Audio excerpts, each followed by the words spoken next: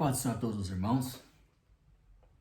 Venho aqui mais uma vez, neste dia de hoje, ministrar mais uma aula da Escola Bíblica Dominical, né? A lição de número 3, ou seja, a última lição desse trimestre, né?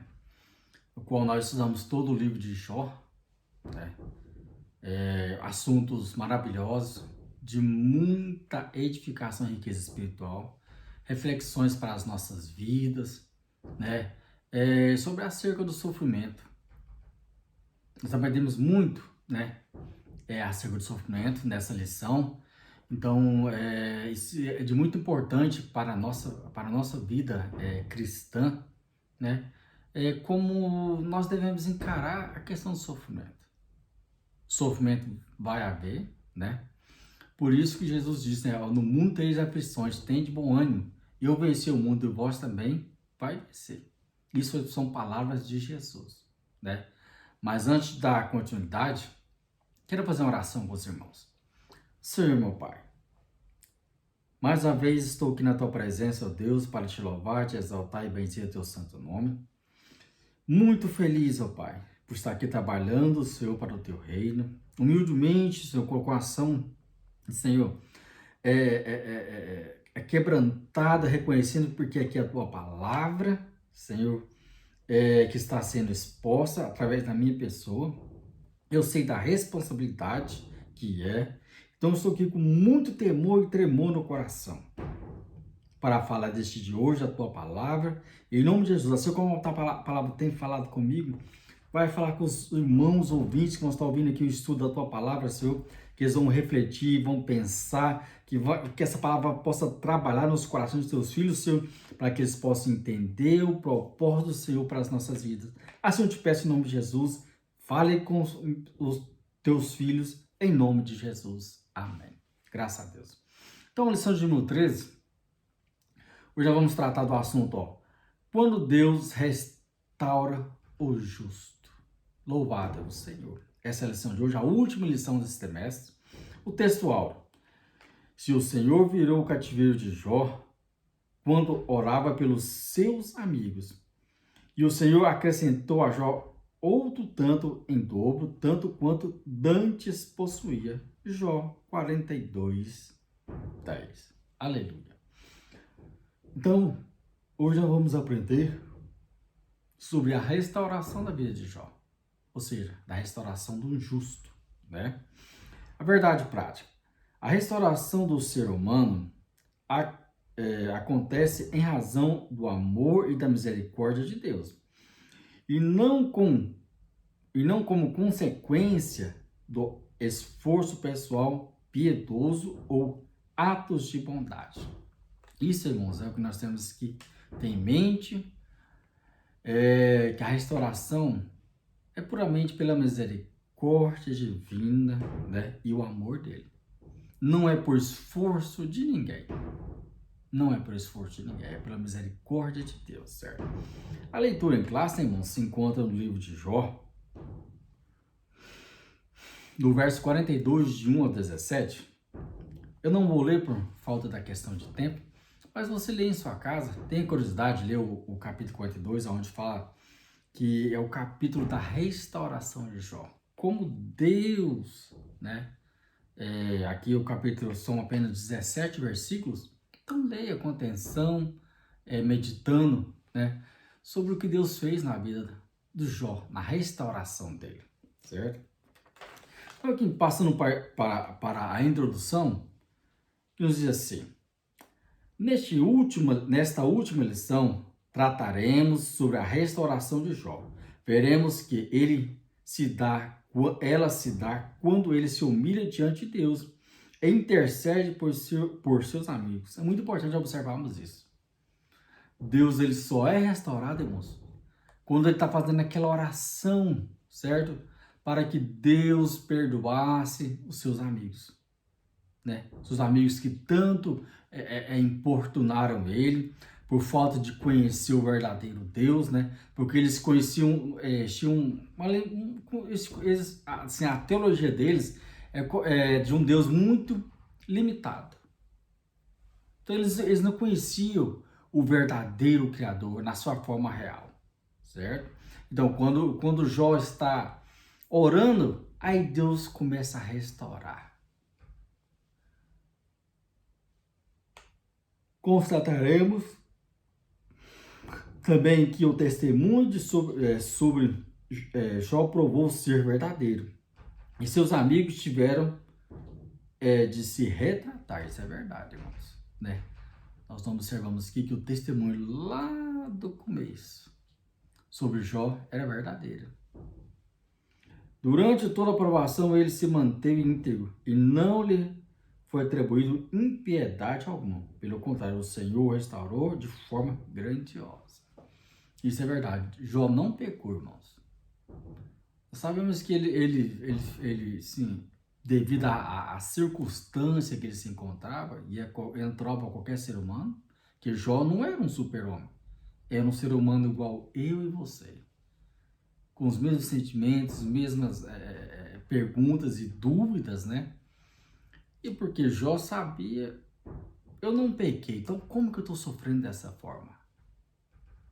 Certo? Então, Jó, talvez, o que aconteceu foi o Jó, que ele teve raciocínios errados concernente sobre Deus. Certo? Então, vamos descobrir aqui na lição de hoje, né? Quando Jó foi restaurado, ele começou a perceber isso, certo? A humilhação de Jó, a primeira lição, é o primeiro tópico, né? A humilhação de Jó. É o primeiro subtópico, o tópico 1, ó, o Jó humilhado. Os capítulos 38, 39 e 40 demonstram como Deus expôs a Jó a sua onipotência na criação e sapiência em preservá-la. É interessante, né?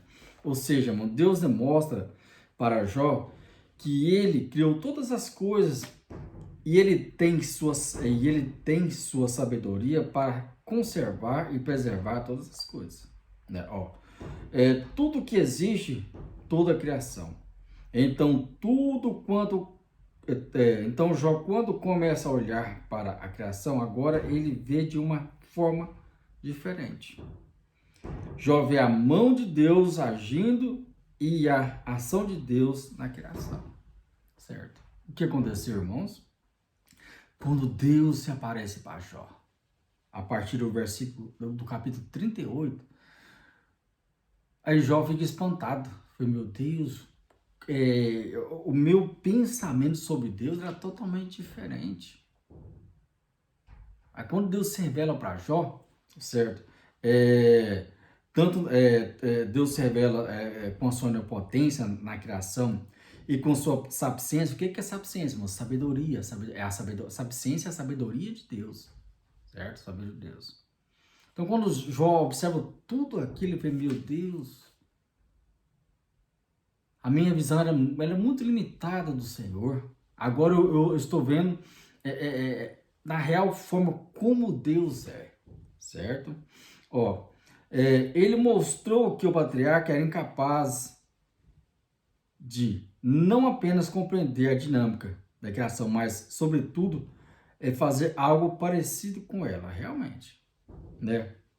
Ou seja, Deus mostra para Jó Deus mostra para Jó e não humilha. Jó não é nesse sentido. E realmente, irmãos, temos que observar uma coisa. O propósito de Deus aqui não era humilhar Jó. Não, né? Não era para humilhar Jó, mas era para que Jó tirasse aquele pensamento limitado que ele tinha de Deus. Ele tinha um pensamento limitado de Deus. E ainda mais com os seus amigos ali, né, jogando toda aquela teologia limitada acerca de Deus, né, Jó ficou naquela, tipo assim, ficou entre a cruz e o punhal, né? Jó tinha um conhecimento realmente mais elevado de Deus do que os seus amigos, e isso é bem visível, né, nos textos bíblicos do livro de Jó. Mas mesmo assim, irmãos, ainda era muito limitado. Muito limitado. Então, quando Deus mostra toda a dinâmica da criação, né? Jó fica, como diz o ditado, fica esbabacado com tudo aquilo, certo? Né? Ou seja, quando Deus fala assim, eu sou o Criador, dono de tudo, eu criei e sustento toda a dinâmica do universo. Ou seja, irmãos, a estrutura do universo é que eu estou por trás de tudo isso sustentando. O Deus vai mostrar dessa forma para reconhecer a grandeza de Deus. Né? Quando a gente começa a ler os versículos, o capítulo 38, né? Aí tem aquela série de perguntas que Deus faz para Jó, Jó não consegue responder nenhuma. Aí, irmãos, Jó se humilha, né? Jó se humilha. Jó se convenceu de que seus próprios questionamentos eram injustos, e isso é importante. Se ele não era capaz de fazer o que Deus faz, então com que direito criticava os seus caminhos? Isso é verdade, irmãos, né? Com que direito Jó criticava? Ou seja, quando Deus revela a Jó, que vê seus questionamentos eram injustos, Jó se humilha e Jó se humilha. Se eu não sou capaz de fazer o que Deus faz, como vou eu criticar os caminhos de Deus? Não é verdade? Aí o que acontece, irmãos? Se apenas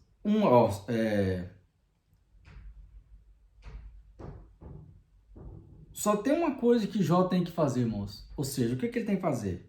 É justamente, irmãos, é o que está no verso, no subtópico 2 do tópico 1, ó. Reverência e submissão. Ou seja, o que restava para Jó, depois de toda aquela revelação?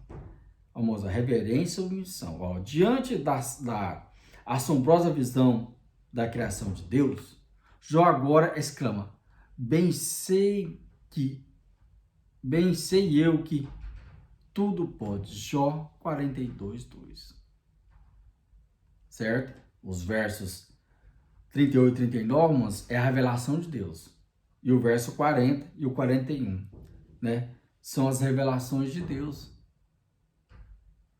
Aí quando eu chego no verso 42, que é o último capítulo, Jó fica espantado com tudo aquilo. Aí ele vai dizer no verso 42, no capítulo 42, no verso 2, bem sei eu que tudo pode, ou seja, ele reconheceu a grandeza de Deus. Ele reconheceu o poder de Deus, ou seja, a mente de Jó talvez estava manchada pela explicação dos teólogos da época, sobre um Deus muito limitado, não é verdade? Aí quando Deus se revela para Jó, ele vai abrir seus olhos para um Deus todo-poderoso. Aí Jó realmente reconhece que Deus pode todas as coisas. Louvado seja o Senhor. Né? Louvado seja o Senhor. E aqui, irmãos, esses versículos demonstram sua atitude de reverência e submissão diante de Deus.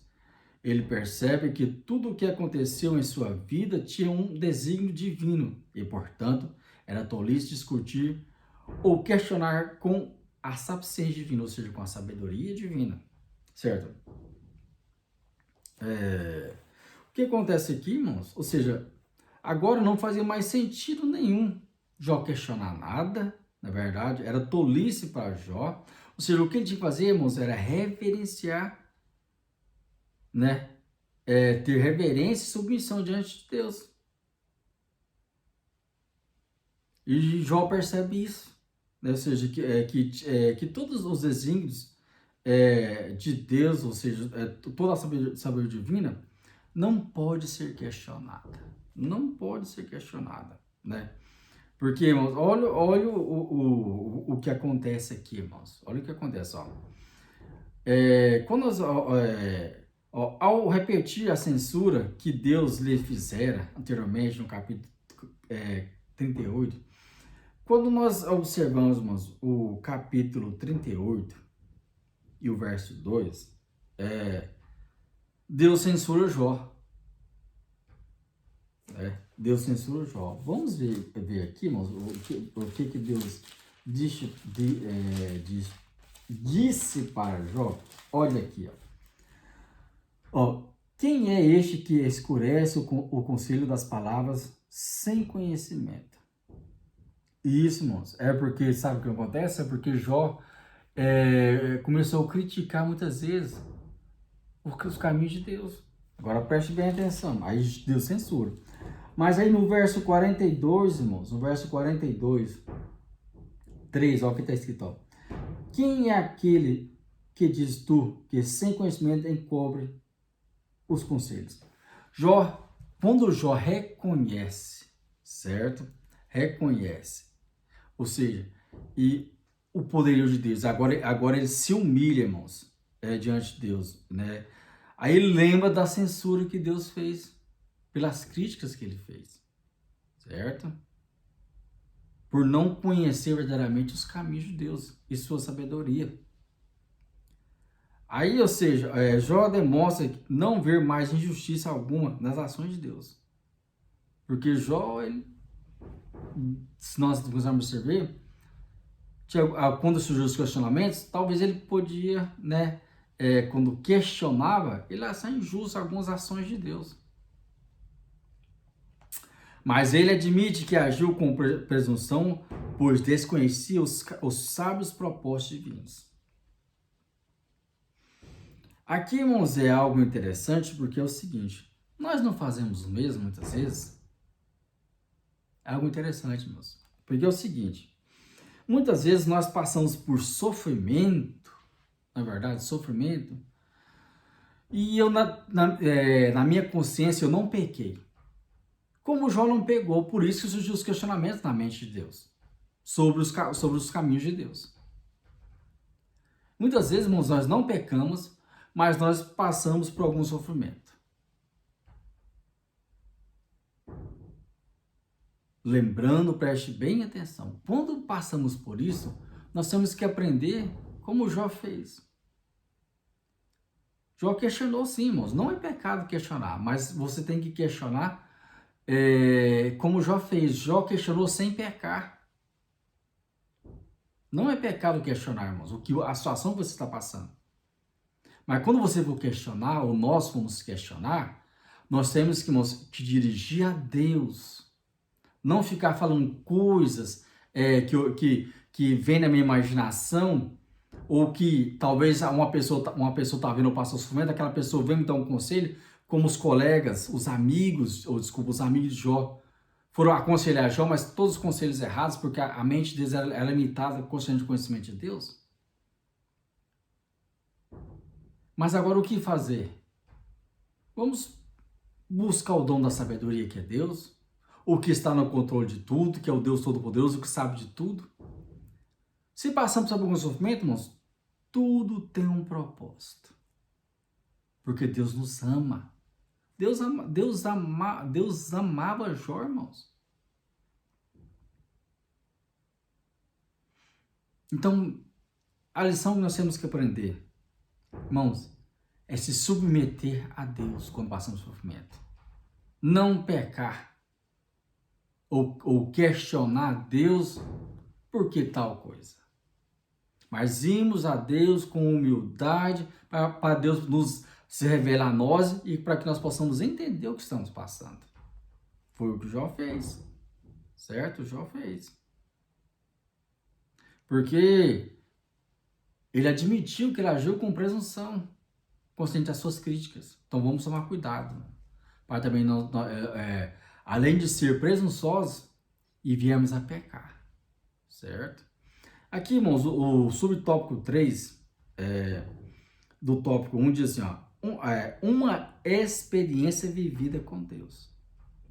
Ou seja, irmãos, depois que passamos pelo sofrimento e quando a gente se humilha, é o que acontece aqui, uma experiência. Ou seja, a postura de Jó diante de Deus muda drasticamente, realmente, irmãos. Toda pessoa ou cristão que quando tem uma real experiência com Deus, ele muda de atitude. Os olhos são abertos, não é verdade? a forma que você vai se dirigir, se você vai falar, a forma, a sua oração, a modo de você pensar, seu coração, tudo muda quando, quando a pessoa tem uma visão, uma experiência, né, uma experiência vivida com Deus. Tudo muda, irmãos. Tudo muda, não é verdade? Aí aonde Jó ele vai exclamar no verso 42:5. Olha o que ele disse no verso 42:5, ó. Com o ouvido dos meus ouvidos eu ouvi, mas agora te veem os meus olhos. O que acontece, irmãos? Nós sabemos que na época de Jó, a questão do conhecimento sobre Deus era passada, irmãos, de geração em geração, ou de mão em mão. Era assim. Mas vamos prestar atenção. Será que isso também não tem acontecido com a nossa geração? Eu tenho observado isso, irmãos. Os cristãos da nossa geração não estão buscando ter experiência com Deus, mas estão buscando só o conhecimento, certo? Que é passado por um, passado por outro, né? Ouve um teólogo aqui, ouve outro ali. A teologia é boa, traz conhecimento, é verdade? Nós vamos conhecer mais sobre Deus. Mas agora o mais importante que a teologia ou seja, a experiência pessoal com Deus, certo? A experiência pessoal com Deus. E quando Jó passou por isso, irmãos, ele se tornou outra pessoa, certo? Porque é interessante, irmãos, nós temos que ser crentes verdadeiramente pentecostais. Sabiam disso? Crentes pentecostais. O que é pentecostalismo? É muito diferente do que é falado hoje o pentecostalismo. Observa a igreja de Atos dos Apóstolos. Lá sim, irmãos, é um verdadeiro pentecostalismo. Pentecostalismo não é barulho igual o povo faz, não. Pentecostalismo é experiência real com Deus. Olha, irmãos, quando o apóstolo Pedro pregou, a Bíblia fala aqui, amor, que prodígios e maravilhas se faziam por meio dos apóstolos. Observa, quando Pedro e João, eles foram na hora nona no templo orar, lá tinha um coxo lá. E aquele rapaz, o que aconteceu, irmãos? Ele estava ali para pedir esmola, ele pediu um dinheiro. Só que o que Pedro diz? A Bíblia fala que Pedro, fitando os olhos dele, disse assim, ó, eu não tenho prata nem ouro, mas o que eu tenho eu te dou, levanta e anda. Oh, glória a Jesus! E isso, irmãos, o que é ter experiência com Deus? E a nossa geração, irmãos, está tendo pouco ou quase nada dessas experiências real com Deus. Certo? Então, irmãos, rejeitamos o nosso orgulho e rebeldia. Rejeitamos o nosso orgulho e rebeldia. Deus é glorificado em todas as áreas da vida. Observe, irmãos, aquela igreja, ela era glorificada em todas as áreas da vida. Porque aquela igreja tinha experiência com Deus, então que eles se humilhavam, certo? Eles amavam uns aos outros. Eles ajudavam uns aos outros. Quando realmente nós temos uma verdadeira experiência com Deus, tudo muda. O nosso relacionamento com a família, com os amigos, com os irmãos em Cristo, com o meu vizinho, no meu trabalho, certo? O que eu falo, o que eu penso, tudo muda, irmãos. Mas é preciso ter experiência. Jó teve, por isso que Deus nos restaurou aquele homem duro. Porque quando ele teve a real experiência com Deus, ele mudou todo o seu pensamento e se humilhou. E Deus o exaltou. Então assim estamos terminando o tópico 1, né? Que fala o Jó, a humilhação de Jó, certo? Então, agora nós vamos passar para o subtópico 2. O tópico 2, né? O tópico 2. Voltando aqui, meus irmãos, para nós darmos continuidade, terminamos o tópico 1, né? Agora vamos começar o tópico 2, onde nós vamos falar, louvado é o Senhor.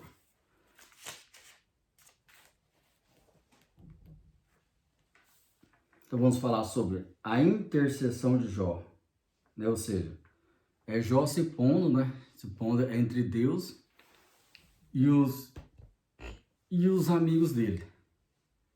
E é muito interessante nós observarmos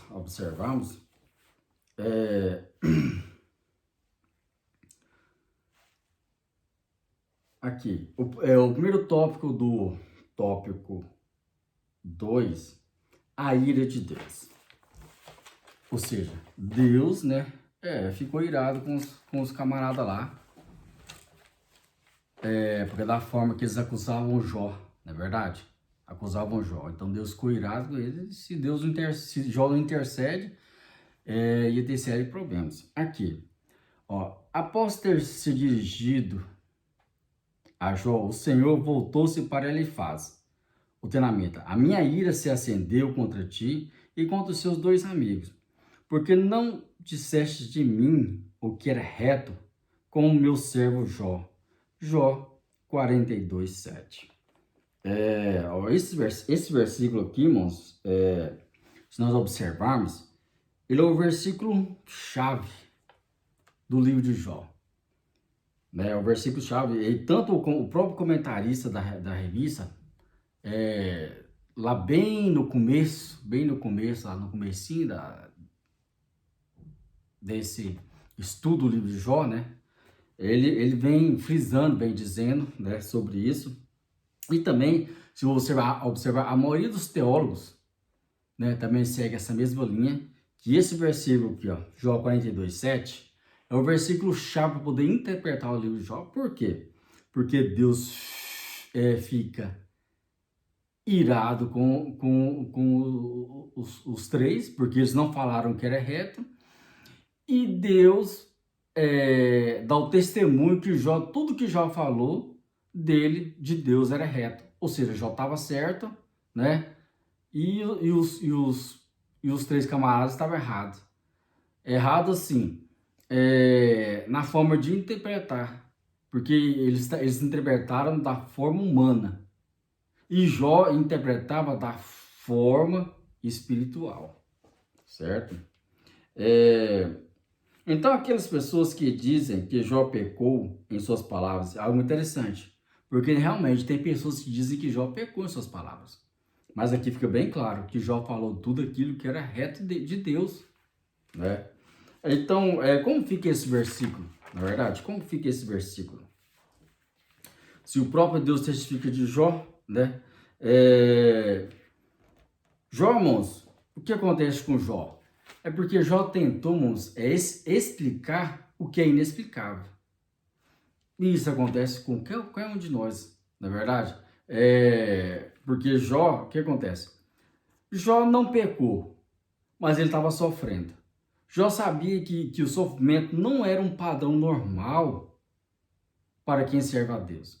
Então, o que acontece? Mediante as acusações de seus amigos, ele tentou explicar o que era inexplicável, na verdade. Aí, no final das contas, a gente reconhece que a gente tem que reconhecer simplesmente que nós não temos essa capacidade, né, de que Deus sabe todas as coisas. O que acontece, irmãos? Conosco também, né, nós não acontecemos as mesmas coisas conosco. Muitas vezes a gente está passando por algo, não é verdade? E o que acontece? Eu tenho em minha mente, ou nós temos em nossa mente, que nós não pecamos, mas estamos passando por alguma coisa. Aí a gente começa a querer dar interpretações.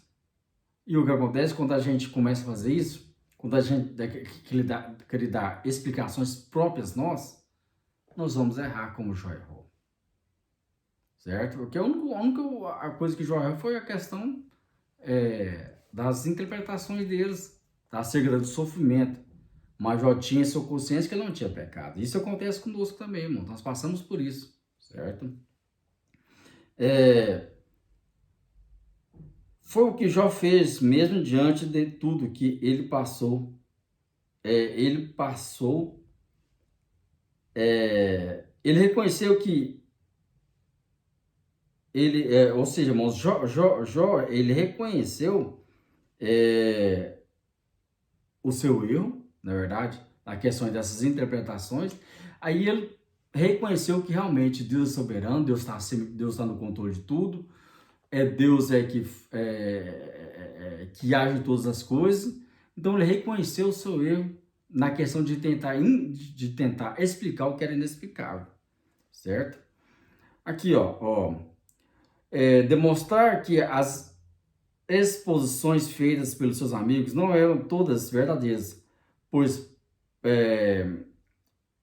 partiram de premissas falsas. A questão da teologia dos amigos de Jó é a seguinte: porque apesar de ter elementos bons e coisas boas, realmente tinha. Os amigos de Jó falaram bastante porque enfatizaram muitos atributos de Deus e esqueceram de outros. Então, eles não apenas acusaram o patriarca, mas associaram o sofrimento de algum pecado cometido por Jó. Aí que foi o problema. Não é verdade? Aí que foi o grande problema. Então, os amigos ficavam batendo a mesma tecla. Você pecou o tempo todo, Jó, você pecou, por isso que você está sofrendo. Os amigos de Jó ficaram falando o tempo todo e acusando Jó e não pararam para refletir sobre a situação que Jó estava vivendo. O erro deles, manos, foi muito nesse sentido, na verdade, de não parar para pensar. Parar para pensar na questão por que Jó realmente está sofrendo. Será que ele pecou? Mas se Jó está falando que não pecou, então por que ele está sofrendo? Eles não quiseram ouvir o lado de Jó, certo? É porque eles tinham uma teologia formada, e essa teologia formada deles, irmãos, erroneamente bloqueava eles não tentar enxergar por que o Jó realmente estava sofrendo, se ele está defendendo que não pecou. Se ele fala que não tem, que ele nunca pecou em nada, né? Então, aqui, eles não apenas acusaram o patriarca, mas associaram ao seu sofrimento a algum pecado cometido por ele. Já havia se humilhado, mas não do que lhe acusava. Ele humilhou-se a respeito de suas falas precipitadas que revelam o orgulho e a falta de bom senso. Graças a Deus, irmãos, que quando Deus se manifestou a Jó, verdadeiramente, Jó reconheceu que todas aquelas falas, né, tinham uma certa revelância de orgulho e falta de bom senso. Por quê? Porque ele tentou explicar, como foi dito lá atrás, o inexplicável. E ele errou na sua interpretação. Porque até então, mas ele não... ele conhecia Deus, mas Jó conhecia Deus, mas não intimamente. Ele conhecia Deus, mas não intimamente na sua verdadeira graça ele não conhecia. Mas quando Deus se manifestou, aí sim, ele passou a conhecer Deus com a sua verdadeira glória e graça. Certo? Em outras palavras, ele errou durante o seu sofrimento. Em outras palavras, ele errou durante o seu sofrimento, mas não por conta de pecados cometidos antes de voltar ao sofrimento. O que acontece, irmãos? Preste bem atenção, nós temos que deixar bem claro. Os seus amigos acusavam ele porque ele estava com pecado oculto, ou seja, tudo aquilo que ele estava passando, porque em algum momento ele pecou e não se arrependeu. Essa era a acusação. Mas não, nós observamos que o único erro de Jó foi a questão de interpretar, certo? A situação que ele estava passando. Então, ou seja, mas mesmo assim, irmãos, né? Esses erros dele, Deus entendeu toda a situação. Deus entendeu toda a situação, ó. E o que acontece, ó? Então,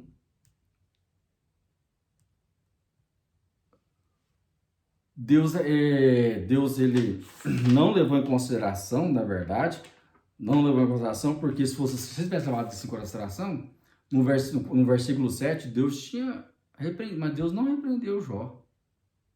Pelo contrário, quando Deus se manifestou, Deus falou que ele era um homem reto.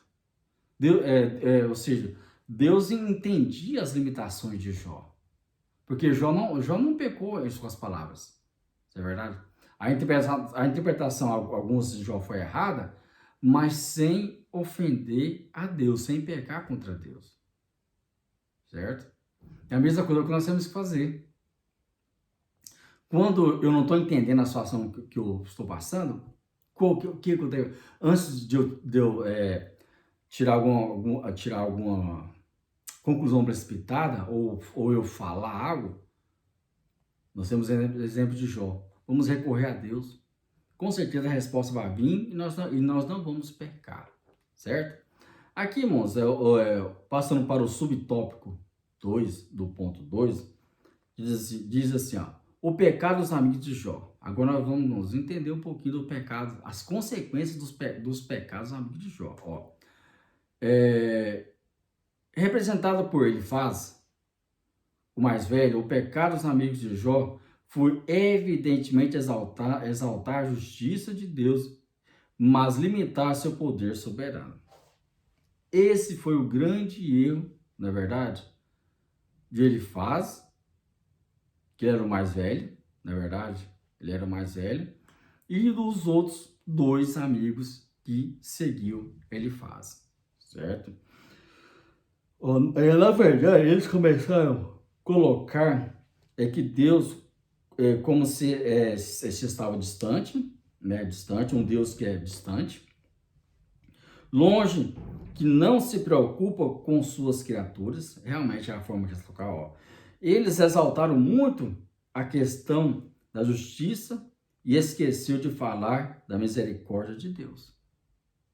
Isso é verdade, ó. Eles esqueceram de colocar esse Deus que está presente em um Deus transcendente, ó, que está dentro de nós, cuidando de nós,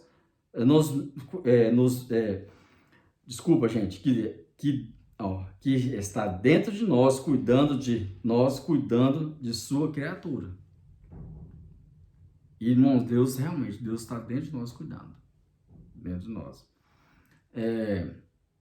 Continuando, ó, para eles, todo sofrimento deveria ser uma consequência de um juízo divino, com resposta a um pecado praticado.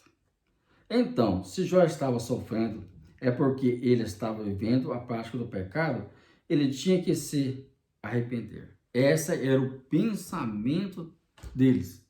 Então, se Jó estava sofrendo, ele tinha algum pecado oculto, então ele tinha que se arrepender para poder acabar o sofrimento. Certo? E aqui, continuando,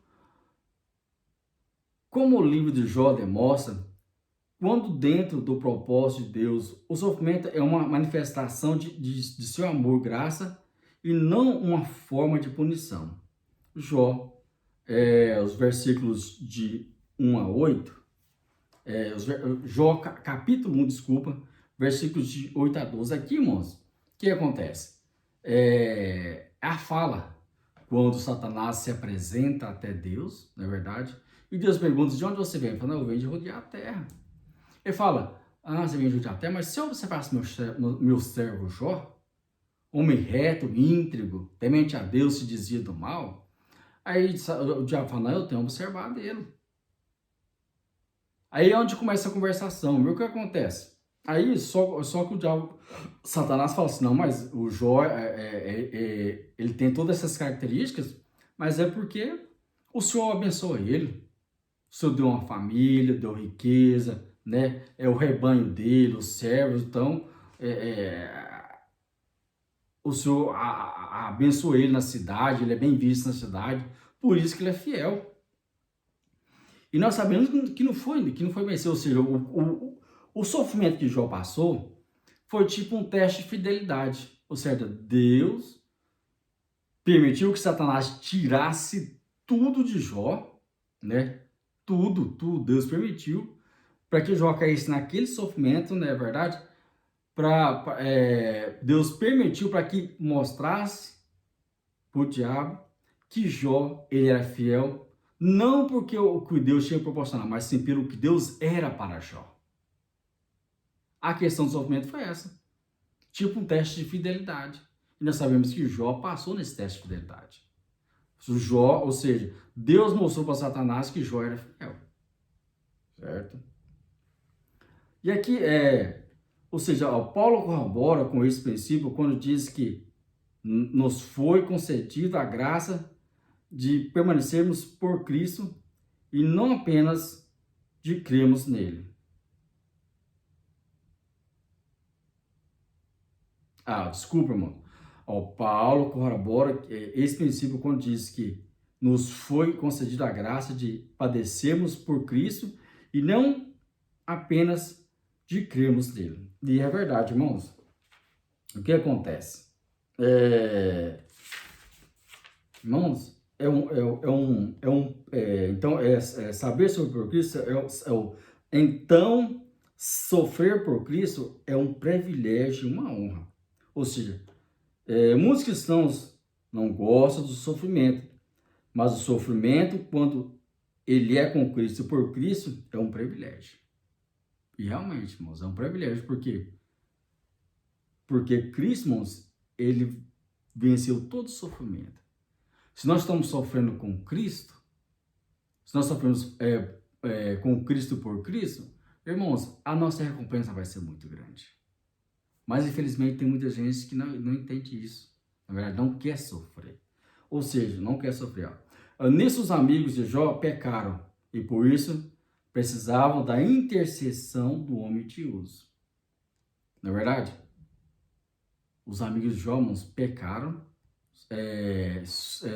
concernente à questão da forma que eles interpretaram o sofrimento de Jó. Eles pecaram, na verdade, porque eles criaram muitas coisas, teologias, e isso trouxe grandes transtornos, ou seja, isso ofendeu a Deus. Agora precisava, irmãos, fazer o quê? Da oração de Jó, que é o tópico 3, o subtópico 3 e o tópico 2, a oração de Jó. Deus dirige-se aos amigos de Jó e aconselha-se irem ao patriarca para que esse interceda por ele. O que acontece aqui, irmãos? Nós temos aqui o Jó, o 7:8, 42, 7, 8, Sucedeu, pois que, acabando o Senhor de dizer a Jó aquelas palavras, o Senhor disse a Elifaz, o temanita: a minha ira se acendeu contra ti e contra os seus 2 amigos, porque não disseste de mim o que era reto com o meu servo Jó, certo? Tomai, pois, 7 bezerros e 7 carneiros, e ide ao meu servo Jó, e oferecei holocausto por vós, e o meu servo Jó orará por vós, porque deveras a ele aceitareis, para que eu vos não trate conforme a vossa loucura, porque vós não falaste de mim o que era reto com o meu servo Jó. Pense bem, irmãos, agora. Pense bem agora. Um homem, irmãos, que foi acusado, como Jó foi acusado por causa do sofrimento, né? Que ele tinha pecado oculto. Agora, o que acontece? Deus se manifestou a Jó primeiro, né? Porque ele trouxe a resposta para Jó, e depois Deus se manifestou agora para os 3 amigos. E o que acontece? Vocês falaram loucamente. Agora que vocês falaram loucamente, vocês pecaram contra mim, agora sim, vocês levam os animais, pede para Jó fazer o sacrifício por vocês, e ele orar por vocês, né? Para que eu não tragam a justiça tal conforme a loucura de vocês. Olha, irmãos, o que aconteceu. Isso é maravilhoso, não é verdade? Deus, mais uma vez, provando que Jó não pecou. Jó foi um homem reto e íntegro, mediante todo aquele sofrimento, certo? Agora, esse episódio mostra que uma teologia errada, evidentemente, conduz para uma crença igualmente equivocada. Irmãos, o que acontece? Olha a nossa geração, os absurdos que está acontecendo pela interpretação teológica da palavra de Deus, não é verdade? Inúmeros segmentos teológicos equivocados, né? Ou seja, multidões seguindo esses movimentos totalmente contrário à teologia bíblica verdadeira. A nossa geração, infelizmente, meus. Só que Jesus disse, né? Acautelai dos falsos profetas, dos falsos mestres. São essas pessoas que acarretam isso, ou seja, tem uma interpretação equivocada e cria movimentos e segmentos, né, totalmente, irmãos, heréticos. Movimentos heréticos. Eu não vou citar aqui por falta de tempo, mas os irmãos sabem a quantidade de movimentos heréticos, movimentos antibíblicos que tem surgido, não é verdade? Surgido por causa de crenças equivocadas, ou interpretações doutrinárias equivocadas. Os amigos de Jó defenderam Deus de forma enérgica, sincera, mas errada. A gente é até admirável a forma como eles, né, se aplicaram a defender a teologia deles, mas infelizmente a interpretação era errada. O sofrimento do patriarca não veio como punição. O sofrimento do patriarca não veio como uma punição, mas como provação. E realmente, moço, entendam isso. Porque se fosse a punição, era porque ele tinha pecado. Mas como ele não tinha pecado, foi uma provação que ele passou, certo? A fidelidade de Jó foi provada por Deus e ele foi aprovado pelo Criador, pois continuava íntegro e com seu caráter reto, conforme sua humilhação demonstrou. Agora, esse homem, outrora acusado de pecador pelos seus amigos, o socorrerá por meio da oração. É verdade. Ou seja, quando Deus se manifestou, trouxe a verdade, né, para os três amigos. Então, o que acontece? Como Jó ficou íntegro, então Jó ia interceder para que Deus perdoasse as ações que amaram. E o bom, moço, que nós podemos observar que eles se arrependeram. Porque se eles não tivessem se arrependido, mediante a manifestação de Deus, o negócio tinha sido ruim para eles. Mas eles se arrependeram, por isso que Deus aconselha. Que Deus dá um conselho, vocês pegam 7 novilhos e 7 ovelhas, leva até Jó. E ele vai orar por vocês, eu vou perdoar o pecado de vocês. Ou seja, isso foi o sinal que quando Deus se manifestou, eles viram que eles estavam equivocados, eles arrependeram do que eles fizeram. Louvado seja o Senhor. E aqui, irmãos, partindo para o tópico 3, a restauração de Jó. A restauração moral e espiritual.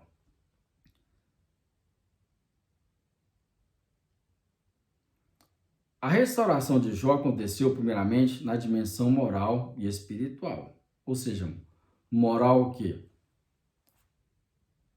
Porque Jó, diante de toda aquela situação, o que acontece? Moral o quê? Moral é aquilo que é o caráter da pessoa. Moral é aquilo que é o caráter da pessoa. Ou seja, diante de toda aquela situação, mediante aquelas acusações, ou seja, a moral, o caráter de Jó ficou como que ele fosse um pecador. Mas não, depois que Deus se manifesta aos seus amigos, eles entendem que a moral de Jó era reta diante de Deus. Então, ou seja, Deus começa a restaurar. E a questão também espiritual. Ou seja, porque Jó, ele não ainda... pelo que a gente observa, ele não tinha tido uma real experiência espiritual com Deus. Mas toda aquela situação proporcionou isso, certo? Ó, convém destacar que as bênçãos recebidas por ele devem ser vistas como uma restauração e não uma retribuição. Preste bem atenção, irmãos, né? Isso aqui não foi uma barganha, certo? Tudo aquilo que, ou seja, a restauração de Jó, irmãos, né? Aquilo foi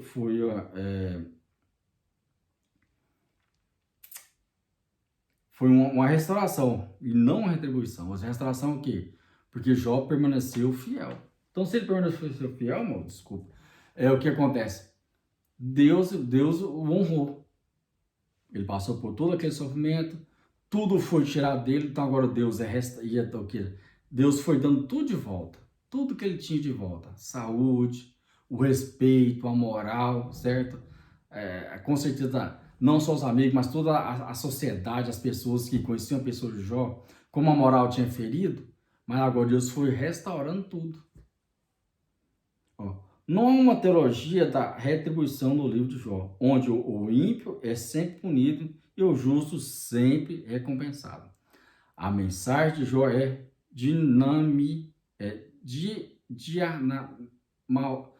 diametralmente oposta a esse princípio. A lição moral e espiritual do livro é que Deus abençoa os homens porque os ama e não porque estão envolvidos numa troca de favores em que prevalece uma barganha espiritual. E realmente, irmãos, Deus abençoa o ser humano por causa da misericórdia dele. Porque ele acha por bem fazer, não é verdade? Por bem fazer. Então, o que acontece? Jó permaneceu íntegro. Então, moço, Deus já achou por bem, né, restaurar tudo a ele. Porque ele permaneceu íntegro. Então, isso trouxe novamente a justiça para a vida de Jó. Louvado seja o Senhor. O tópico 2, irmão, o subtópico 2 do tópico 3, ó. A restauração social e material. A restauração de Jó também aconteceu na dimensão social e material. Jó 11:42. Vamos ler aqui, Jó 11:42, o que diz? Não, Jó 42:11, desculpa. Então vieram a ele todos os seus irmãos e todas as suas irmãs, e todos quantos dantes o conheceram, e comeram com ele pão em sua casa, e se condoeram dele e o consolaram, de todo o mal que o Senhor lhe havia enviado. E cada um deles lhe deu uma peça de dinheiro, e cada um pendente de ouro. Então, moço, o que acontece? Como diante da sociedade, na verdade, a moral ficou ruim, então agora diante da sociedade, depois da restauração, a moral ficou boa. Então, ou seja, o que acontece, moço? A sociedade, todas as pessoas que conheciam ele, quando ele começou a ser restaurado, vieram até ele a festejar, se alegrar com Jó. Ou seja, a vida social.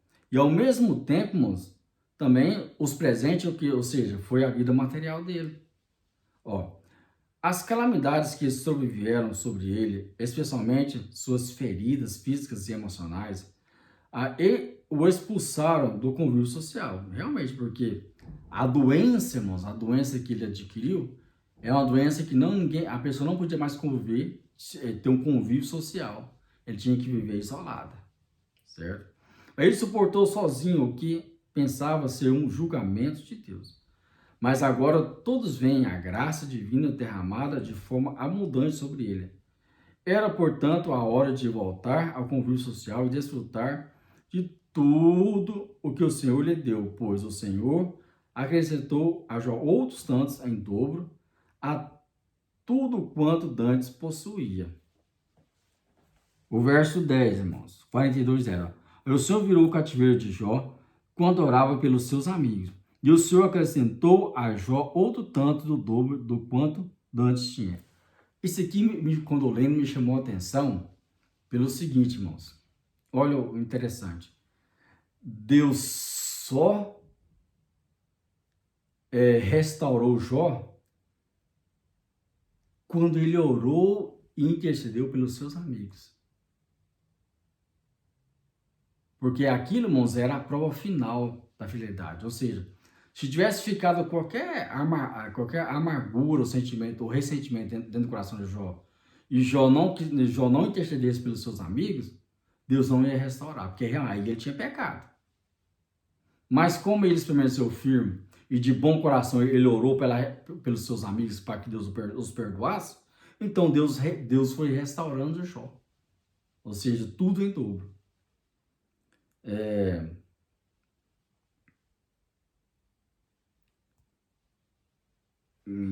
Aqui.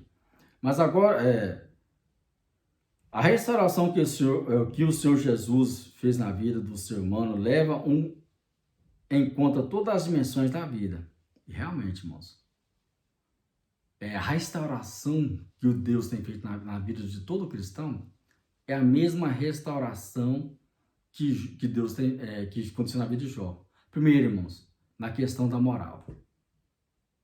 Porque todo ser humano, irmãos, a moral dele é péssima fora da presença de Deus. Porque peca, faz o que é errado, certo? Certo? E o que acontece, irmãos? A questão da vida também social do ser humano é ruim sem Deus. Peca contra o seu próximo, não é verdade? Peca contra os pais. Então, tem muitas pessoas que se distanciam da sociedade por causa do pecado. E outra coisa, irmãos, a questão material também, né? A questão da material também, quando a pessoa está distante de Deus, a questão material também não prospera, não flui. Aí quando nós viemos para Cristo, observa a nossa vida antes, né? E o agora. A nossa vida antes, a nossa vida sem Cristo, a nossa vida com Cristo. Aí o que aconteceu, irmãos? Teve a restauração moral e espiritual, depois a restauração social e material. Essas 4 áreas, irmãos, que são atuantes na vida do ser humano, Deus restaura através de Jesus. Ele restaura a vida espiritual, moral, social, material, trazendo dignidade ao homem, que teve, por meio da graça divina, a imagem de Deus restaurada. Glória seja dada ao Senhor. Então, hoje quando nós olhamos, irmãos, hoje nós cristãos, quando nós olhamos o nosso passado e olhamos o nosso presente, nós vemos realmente a restauração, né? A restauração da nossa vida, a restauração moral, espiritual, na verdade, social e material. Louvado seja o Senhor. Então, irmãos, assim nós estamos chegando mais um final desse trimestre, não é verdade? Quero ler aqui a conclusão. Chegamos ao final de mais um trimestre e aprendemos que nem sempre os ímpios são punidos e nem sempre os justos são recompensados. Mas Deus julga os perversos e abençoa os justos, pois todos fazem parte de um universo governado por leis e princípios morais. Todavia, isso não é tudo. Deus é soberano e pode atuar fora das linhas que habitualmente acreditam que ele opera. Assim podemos aprender que Deus não nos prova porque deseja nos punir, mas porque nos ama. Ele deseja demonstrar ao seu adversário, o diabo, que os homens podem servi-los sinceramente, sem uma relação de troca. Jó provou que o diabo estava errado e que Deus esteve sempre certo. Glória a Deus. Então, irmãos, o que nós aprendemos sobre a vida de Jó nessas 3 lições, vamos voltar para pôr em prática, porque o Jó é um modelo, irmãos, é um modelo para nós. Nós sabemos que Cristo é o modelo perfeito, mas também há homens, irmãos, que a gente olha assim, a gente pode espelhar nas vidas deles. E esse na Bíblia é o Jó. Porque, irmãos, ele passou por tudo aquilo sem saber o que estava acontecendo na vida dele, mas ele permaneceu fiel e íntegro diante de Deus. Então tem como passar o que passar, sofrimento, e nós mantemos reto diante de Deus. Então, que Deus abençoe você grandiosamente, reflita, né, em todas essas 3 lições que foram ministradas, e que Deus possa abençoar e que nós venhamos crescer espiritualmente ainda mais, né, ainda mais diante do Senhor, que nós vamos melhorar diante da sociedade, na verdade, nós vamos ter uma moral mais reta, é verdade, uma moral mais reta, que nós vamos ser crentes melhores espiritualmente, porque Jomos, ele melhorou em tudo depois que ele recebeu a revelação divina, certo? Então, que Deus abençoe você em Cristo Jesus, um forte abraço a todos, né? E até o próximo trimestre. Eu quero fazer uma oração e agradecimento a Deus. Muito obrigado, meu Pai, por mais uma oportunidade. Estamos findando mais um trimestre. Em nome de Jesus, eu creio que os nossos irmãos, todos os que ouviram, com certeza, estão sendo abençoados, estão sendo renovados, restaurados, Senhor, porque a Tua palavra, ela faz tudo isso, Senhor. Então, eu te peço a Tua bênção, Senhor, quando os irmãos estiverem ouvindo, Senhor, esse vídeo, sejam abençoados poderosamente, em nome de Jesus, em nome de Jesus. Que a graça do nosso Jesus Cristo, o amor de Deus, que a comunhão e consolação do Espírito Santo do Senhor seja com vós, o nosso amor para sempre. Amém. Fique com Deus, todos os abençoados, em nome de Jesus.